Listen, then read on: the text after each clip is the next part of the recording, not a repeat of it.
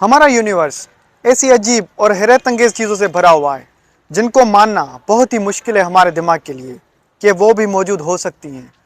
उनमें से एक ऑब्जेक्ट ब्लैक होल भी हैं और उनकी एक बहुत ही अजीब आदत होती है कि जब हम उनके अंदर जानने की कोशिश करते हैं तो वहाँ पे कोई भी फिज़िक्स का कानून काम नहीं करता और उनके अंदर की नॉलेज हमें सिर्फ अंदाजे पे है कि उनके अंदर क्या होता होगा, या जब हम इवेंट होरिजन क्रॉस करेंगे तो हमारे साथ क्या होगा। एक मिसाल से समझते हैं।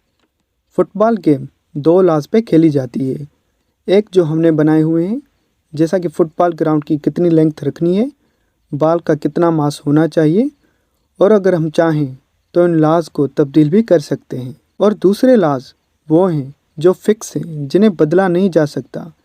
इनसे ये बताया जा सकता है कि बॉल को किक मारने से उसके साथ क्या होगा, पैरों से मारने की ताकत और कितनी एंगल पे मारा गया, उनसे तय होता है कि आगे क्या होगा। ये कुदरत के लाज हैं। इनसे उस चीज़ का फ्यूचर बताया जा सकता है कि किस जगह पे गिरेगी, कितनी देर तक हवा में रहेगी और कितनी रफ्तार से ज़मीन पे गिरेगी। कुदरत के लाज हर कहीं पे एक जैसे होते हैं और वो हर कहीं पे लगते भी हैं। इन्हें आप बदल नहीं सकते। पर ये लाज सिर्फ इस बाल पर ही नहीं, बल्कि हमारी कायनात में जो भी हैं, जैसा कि प्लैनेट्स, स्टार्स या गैलेक्सीज, इन सब पे लगते हैं। पर सबसे पहले कि ब्लैक होल होते क्या हैं। ब्लैक होल ऐसे ऑब्जेक्ट होते हैं जो इतने डेंस होते हैं कि उनमें से रोशनी भी बाहर नहीं निकल पाती। उनको सबसे खास उनकी स्ट्रॉन्ग ग्रेविटी बनाती है। ब्लैक होल्स ऐसे ऑब्जेक्ट होते हैं जिनमें अगर कोई भी चीज़ गिरेगी तो वो कभी भी उससे नहीं निकल सकती, भले ही क्यों ना वो रोशनी ही हो। ब्लैक होल्स को समझने से पहले हमें स्पेस टाइम को समझना पड़ेगा। आपके आसपास कुछ चीज़ें होंगी जो किसी खास जगह पे रखी होंगी, पर जहाँ पे वो रखी हुई हैं, बिल्कुल उसी जगह पे दूसरी कोई भी चीज़ नहीं रखी जा सकती, क्योंकि वो खाली जगह पहले वाली चीज़ ने भर दी। इससे हम ये समझते हैं कि स्पेस खाली होता है और दूसरी चीज़ जिसकी हरकत हर वक्त होती रहती है वो रुकती नहीं, यानी कि टाइम। भले ही आप चल रहे हो, रुके हुए हो, हम ये भी समझते हैं कि स्पेस और टाइम अलग अलग चीज़ें हैं। पर एल्बर्ट आइंस्टाइन ने बताया था कि ये अलग अलग नहीं हैं, बल्कि एक ही हैं, जिन्हें स्पेस टाइम कहा जाता है। स्पेस टाइम फ्लेक्सिबल है।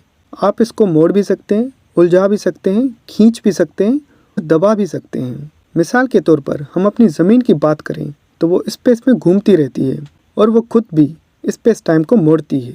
इसका मतलब ये है कि वो स्पेस को कितना खींच रही है, और उसके खींचने में ही उस जगह पे वक्त का फ़्लो भी मुख्तलिफ हो जाता है आसपास से। पर यह खिंचाव इस बात पे भी डिपेंड करता है कि जितना भारी ऑब्जेक्ट होगा उतना ज़्यादा वो स्पेस टाइम को खींचेगा। जैसा कि सूरज ज़मीन से बहुत ही ज़्यादा भारी है, तो वो स्पेस टाइम को ज़्यादा खींचेगा। ब्लैक होल्स वो ऑब्जेक्ट हैं जो स्पेस टाइम को बहुत ही ज़्यादा खींच लेते हैं, और इतना खींच लेते हैं कि उनमें से रोशनी भी बाहर नहीं निकल सकती। पर आपको बताते चलें कि रोशनी हमारी कायनात की सबसे तेज़ चीज़ है।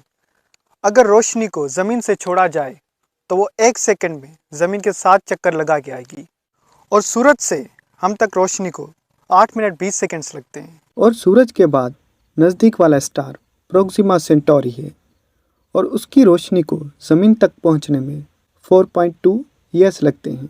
और हमारी मिल्की वे गैलेक्सी के सेंटर से हम तक रोशनी को 25,000 साल लगते हैं पहुंचने में। और ये भी उससे नहीं निकल सकती, वो इतने ताकतवर होते हैं। कोई भी चीज़ उनके अंदर गई तो उसका वापस आना नामुमकिन है। इनको मैं एक नाम देना चाहूँगा, कॉस्मिक ईटर।